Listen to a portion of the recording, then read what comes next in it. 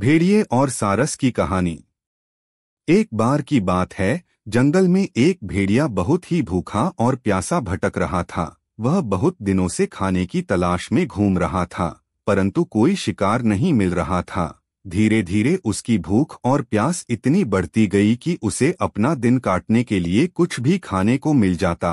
जंगल में भटकते भटकते अंत में उसे एक हिरण मिला, जिसे पकड़ने में उसे कोई मुश्किल नहीं हुई। भेड़िया ने खुशी खुशी हिरण का शिकार कर खा लिया। जब भेड़िया हिरण को खा रहा था तो उसके गले में हिरण की हड्डी फंस गई। भेड़िया ने प्रयास किया अपने गले से हड्डी को निकालने का, परंतु कुछ भी फायदा नहीं हुआ। हड्डी गहरी जख्मी हो गई और उससे बहुत दर्द होने लगा। भेड़िया बहुत चिंतित हो गया और वह अपने गले को खुजलाने और हिरण की हड्डी को बाहर निकालने के लिए बिल्कुल बेकार प्रयास करने लगा। उस समय एक सारस बगुला वहां से गुजर रहा था। सारस को देखकर भेड़िया ने उससे मदद मांगने का सोचा।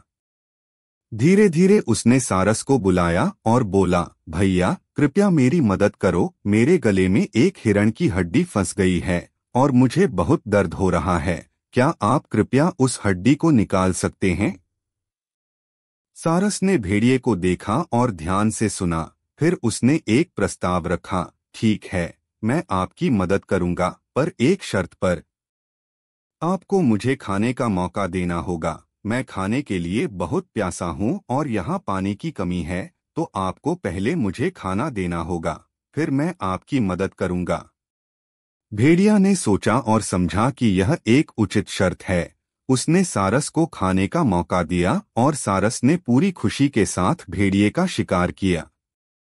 खाने के बाद सारस ने धीरे से भेड़िए के गले में अपने लंबे और पतले बौचे को डाला और धीरे से उस हड्डी को बाहर निकाल दिया। भेड़िया को बहुत राहत मिली और उसने सारस का धन्यवाद किया।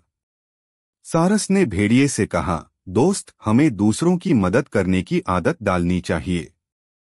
अपने दुश्मनों से बदला लेना और उन्हें चोट पहुंचाने से हमें अच्छा लगता है, परंतु दया करने, सहायता करने और दूसरों के दर्द को समझने में भी अपना ही एक अलग अनंतरंग आनंद है।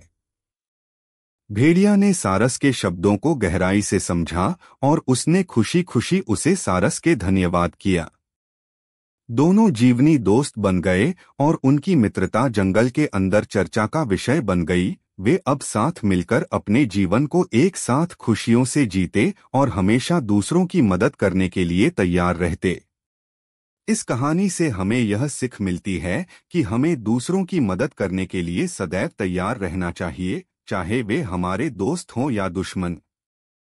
हमें दया, सहानुभूति और समर्थना के साथ अपने जीवन को बेहतर बनाने का प्रयास करना चाहिए। इससे हमारे आसपास का संबंध और मिलनसार हो जाता है और हम सभी खुश रहते हैं।